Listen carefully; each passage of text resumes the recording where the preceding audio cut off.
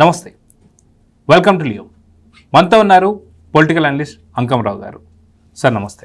నమస్తే అండి. కూటమి నేతలకి కొంతమందికి మావోయిస్టుల నుంచి కొంత బెదిరింపులు వచ్చాయని చెప్పేసి అన్నారు. వాస్తవానికి 2026 మార్చి నాటికి అసలు మావోయిస్టులు ఎక్కడ ఉండకూడదని చెప్పేసి కేంద్ర ప్రభుత్వం నిర్ణయం తీసుకుంది. చాలామంది మావోయిస్టులు వచ్చేసి జనాల్లో కలిసిపోతున్నారు, చాలామందికి ఉపాధులు వస్తున్నాయి, అన్నీ కూడా చూస్తూ వస్తున్నాం. కానీ ఇంకా మావోయిస్టుల పేరు మీద బెదిరింపులు అది ఓన్లీ ఏపీలో ఉన్న కొంతమంది నేతలకు వస్తున్నాయి అంటే మనకెందుకో గతంలో ఉన్నటువంటి చంద్రబాబు నాయుడు గారి పైన జరిగిన దాడి మనం చూస్తున్నాం. అది కూడా మావోయిస్టుల దాడి కాదు, దీని వెనక ఏదో రాజకీయ కుట్రలు ఉన్నాయన్న సంగతి కూడా మనకు చాలా స్పష్టంగా చంద్రబాబు నాయుడు గారు కూడా చెప్పారు. సో ఇప్పుడు ఈ బెదిరింపులు వస్తున్నాయి అంటే ఆ 11 కారణమా, ఇక వాళ్ళకి ప్రతిపక్ష హోదా రాదనే ఇలాంటివి జరుగుతున్నాయని చెప్పి చాలా పెద్ద ఎత్తున చర్చ జరుగుతుంది. మీరేం చెప్తారు సార్? 4 మంత్రుల మీద ఈరోజు వాళ్ళు లేఖలు వచ్చినాయి అని చెప్పి చెబుతున్నారు. కందుల దుర్గేష్ గారు, అనగాని సత్యప్రసాద్ గారు, సత్యకుమార్ గారు, కొల్లూరు రవీంద్ర గారు. వీళ్ళ నలుగురిలో ఎవరన్నా అసాంఘిక శక్తులు ఉన్నారా? లేరు కదా. వీళ్ళ నలుగురినే ఎందుకు టార్గెట్ పెట్టుకున్నారు వాళ్ళు? అందుట్లో ఒకళ్ళేమో జనసేన, ఒకళ్ళేమో భారతీయ జనతా పార్టీ, ఇద్దరు తెలుగుదేశం పార్టీ. మరి వీళ్ళ మీద ఎందుకు టార్గెట్ పెట్టుకొని చెప్పిన వాళ్ళు భయపెట్టాలని ప్రయత్నం చేస్తున్నారు? ఎందుకు ఇట్లా బెదిరిస్తున్నారు అంటే వాళ్ళు ఏదన్నా వ్యూహం పన్నారా? ఇది గమనించుకోవాలి ఇప్పుడు ప్రభుత్వం.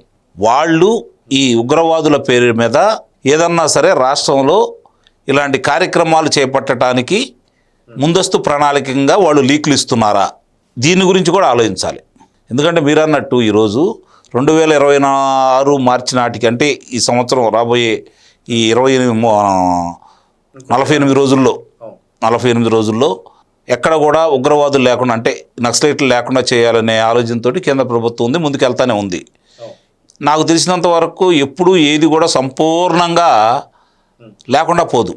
ఉగ్రవాదమైనా లేకపోతే దొంగతనాలైనా దోపిడీలైనా అవి ఎప్పుడు కూడా శాశ్వతంగా సమసిపోతాయి అంటే నేనైతే నమ్మను. ఎందుకంటే పరిస్థితులకు అనుగుణంగా వ్యక్తుల మనస్తత్వాన్ని బట్టి సంఘటనలు జరుగుతాయి. ఇప్పుడు అందరూ మంచివాళ్ళు అయ్యి ఎవరి పనులు వాళ్ళు చేసుకుంటూ ఉంటే అసాంఘిక కార్యక్రమాలు ఎందుకు జరుగుతాయి? జరగవు కదా. అందరం మనుషులు అయినా కూడా మనస్తత్వాలు ఎంత వేరియేషన్ ఉంటుంది. మనలోనే మనకు ద్వేషాలు కదా, మనలో మనకే అసూయలు కదా. కాబట్టి ఇవన్నీ కూడా ఒకళ్ళకి సంబంధించినవి కాదు, భావోద్వేగాలకు సంబంధించిన విషయాలు. కానీ ఇట్లాంటివి అనేది ఆర్గనైజేషన్కి సంబంధించిన విషయాలు. ఒక ఆర్గనైజ్డ్గా జరిగే కార్యక్రమాల్లో భాగంగా ఇప్పుడు ఈ లేఖలు వచ్చినాయనైతే నేను భావిస్తున్నాను.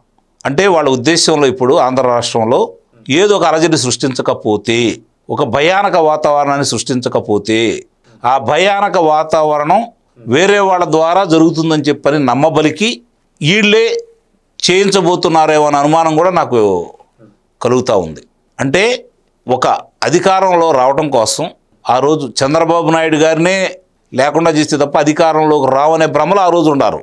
ఆ రోజు ఆయన్ని ఏ విధంగా చంపేయాలని ప్రయత్నం చేశారో చూసాం.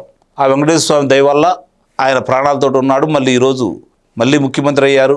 ఇప్పుడు మళ్ళీ రెండోసారి ముఖ్యమంత్రి అయ్యారు. ఆ సంఘటన జరిగిన తర్వాత ఈరోజు రాష్ట్రానికి ఒక దిశ ఏర్పాటు చేస్తూ ఉన్నారు.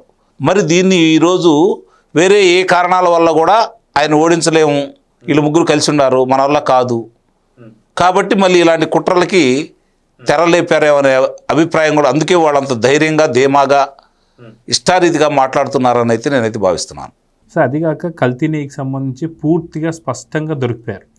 అదే కాకుండా మనం చూసుకుంటే వైఎస్ వివేకానంద రెడ్డి కేసు కావచ్చు, ఏదైనా సరే. సో రానున్న రోజుల్లో వీళ్ళకి ఎక్కడా కూడా ఖచ్చితంగా ఒక పాజిటివ్ వైబ్స్ వస్తాయని చెప్పి లేదు. కాబట్టి సో ఎప్పుడైతే పాజిటివ్ వైబ్స్ రాకపోతే అక్కడున్నట్టు విజయసాయి రెడ్డి గారు చెప్పినట్టు కూటమిని విడదీస్తే తప్ప ఇంకేది లేదన్నట్టు. ఎవరికైనా సరే ప్రాణాలకన్నా మించి ఇంకోటి ఉండదు. కాబట్టి మీరు ఇందాక అన్నట్టుగా వీళ్ళు కూడా ఖచ్చితంగా ఆ రేషియో బట్టి, అంటే తెలుగుదేశం ఎక్కువ ఉన్నారు కాబట్టి ఇద్దరు, బీజేపీ నుంచి ఒకళ్ళు, జనసేన నుంచి ఒకరిని టార్గెట్ చేస్తే అప్పటికన్నా విడిపోతారా? లేదంటే మనకు వీళ్ళు అన్నట్లు స్లోగన్స్ ఏవైతున్నారో రప్ప రప్ప డైలాగులు అవి ఖచ్చితంగా వీళ్ళు ఇంకా వదిలిపెట్టరా?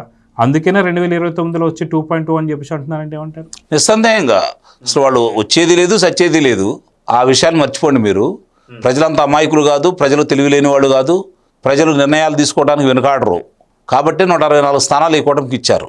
ఈ కూటమికి ఇచ్చిన తర్వాత దీన్ని ఎట్టన్నా కానీ మళ్ళీ కైవసం చేసుకోవాలి అంటే వాళ్ళ తర్వాత అయ్యే పరిస్థితి కాదు. మీరు అన్నట్టు వీళ్ళ ఎవరికాళ్ళు డివైడ్ చేసేసి ప్రాణభయాన్ని సృష్టించో లేదంటే ఏదన్నా వాళ్ళు చేయాలనుకున్న అరాచకం ఏదన్నా చేసో భయాందోళనకు గురి చేసో మళ్ళీ అధికారంలో రావాలనుకుంటున్నారే తప్ప ఇంకా వాళ్ళ మీద ద్వేషం పెరుగుతున్న ఆలోచన రావట్లేదు వాళ్ళకి. అవును. రేపు పొద్దున అరాచకం ఏదన్నా చేశారనుకోండి, వాళ్ళ మీద ఇంకా ద్వేషం అయితే పెరిగింది కదా, కోపం అయితే పెరిగింది కదా, తగ్గదు కదా. భయపెట్టాలని చూశారనుకోండి, మరి 5 సంవత్సరాలు భయపెట్టావుగా, మరి ఓట్లు ఎలా వేశారు అంటే వాళ్ళ అభిప్రాయాలని బలవంతంగా అణుచుకున్నారు. సమయం సందర్భం చూసి వాళ్ళ చేతిలో ఉన్నటువంటి బ్రహ్మాస్త్రం అనే ఆయుధం, ఓటు అనే ఆయుధం ద్వారా ఈరోజు నీకు ఏ పరిస్థితి చేశారో వాళ్ళందరూ నిరూపించారు. ప్రత్యేకంగా మనం చెప్పుకోవాల్సిన పని అయితే ఏమి లేదు. కానీ దింపుడు కల్లం ఆశ అంటారే, అలాంటి ప్రక్రియని ఈరోజు ప్రారంభించారు. తెలుసు వాళ్ళకు కూడా. ఇందాక మీరు అన్నట్టుగా వాస్తవానికి 151 స్థానాలు వచ్చినప్పుడు వాళ్ళు ఇంతకన్నా ఎక్కువ బెదిరించినప్పుడే వాళ్ళు గతంలో వాస్తవం మీరు అన్నట్టు 170కి 150 ఎక్స్పెక్ట్ చేశారు. అవును. కానీ మీరన్నట్టుగా వాళ్ళు చాలా విఘ్నులు కాబట్టి వాళ్ళు 151 నుంచి 11కు పరిమితం చేశారు. అయినా సరే ఇప్పటికీ అదే వాదనలో ఉన్నారు అంటే ఈ 11 కూడా ఉండవని చెప్పి అనుకోవచ్చు అంటారు. నిస్సందేహంగా ఈరోజు నిజంగా వాళ్ళ గ్రాఫ్ పెరిగినట్టయితే వాళ్ళు మామూలుగా 11 మంది రాజీనామా చేసి ప్రజా అభిప్రాయానికి వెళ్ళేవాళ్ళు. వెళ్ళిన తర్వాత వాళ్ళు అఖండమైన మెజార్టీతో గెలిచారనుకోండి, మొన్నట 1000, 2000, 5000 అట్లా గెలిచారు ఎవరు, ఆయన తప్ప మిగిలిన వాళ్ళందరూ కూడా. కాబట్టి వాళ్ళు ప్రజాభిప్రాయం కోరేవాళ్ళు. చూసారా మాకు 30,000 వచ్చినాయి, 40,000 వచ్చినాయి, ప్రభుత్వం మీద వ్యతిరేకత ఉందని చెప్పని చెప్పుకోవడానికి అవకాశం ఉండేది. అవి లేవంటే ప్రజల్లో వాళ్ళ మీద ఉన్న అభిప్రాయం ఏంటో మనకంటే కూడా వాళ్ళకి బాగా తెలుసు. ప్రజాక్షేత్రంలోకి వెళ్ళలేకపోతున్నారు కదా. ఇప్పుడు ఎందుకు వాళ్ళకి తెలియదా 37 కిలోమీటర్లు అరగంటలో వెళ్తామని? 6 గంటలు 7 గంటలు ఎందుకు వెళ్తున్నారు? మాకేదో బలం ఉంది, మా బలాన్ని చూపించుకుంటున్నాము అని చెప్పని, మాకు జనం ఉన్నారు అని చెప్పని. జనం లేవారని మీరు నేనైతే చెప్పట్లేదు కదా. కానీ అవి ఎన్నికలకు పనికొస్తాయి, ఎన్నికల పనికిరావు కదా. కాబట్టి ఇక్కడ మీకు వచ్చే 40 మంది ఎట్టా వస్తారని మీరే ఊహించుకోండి. ఆ ఓట్లు కూడా వీళ్ళు రాబట్టుకోవాల్సిన పని అయితే లేదు. ఈ 60% ఓట్లు వీళ్ళు నిలుపుకుంటే చాలు కదా. ఆ క్రమంలో భాగంగా వీటిని ఎట్లయినా సరే లాక్కోవాలి, ప్రజల్ని భయాందోళనకు గురి చేయాలి, కూటమిలో పొరపచ్చలు సృష్టించాలి అనే ఆలోచనతోటే వాళ్ళు వెళ్తున్నారు. అది విజయం సాధిస్తారని అయితే నేను అనుకోను.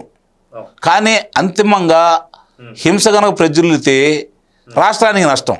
కాబట్టి ముందస్తుగా వాళ్ళ అభిప్రాయాలు ఈ విధంగా ఉన్నాయి కాబట్టి ఎక్కడికక్కడ వాళ్ళ అదుపులో తీసుకుంటే మంచిది అనేది, దీని మూలాలేంటో బయటికి తీసుకొచ్చి అవి కూడా ఫేక్ లెటర్లని అర్థమైపోయింది. ఏదన్నా ఉంటే ఒక నాయకుడి పేరు మీద వస్తుంది, ఆ ఏరియాకి ఎవరైతే సెక్రటరీ ఉంటాడో వాళ్ళ తరపున వస్తూ ఉంటుంది. కానీ ఏమీ లేవు కాబట్టి వీళ్ళు సృష్టించారని అయితే నేనైతే భావిస్తున్నాను. సో చూద్దాం సార్, మొత్తానికి ఇంకా వైసీపీ ఎన్నో కుట్రలు పాల్గొనాలని చూస్తుంది. అయినా సరే ఎక్కడ కూడా వాళ్ళ ఆటలు సాగనైతే అర్థమవుతుంది. సో చూద్దాం సార్ ఏం జరుగుతుంది. నమస్తే.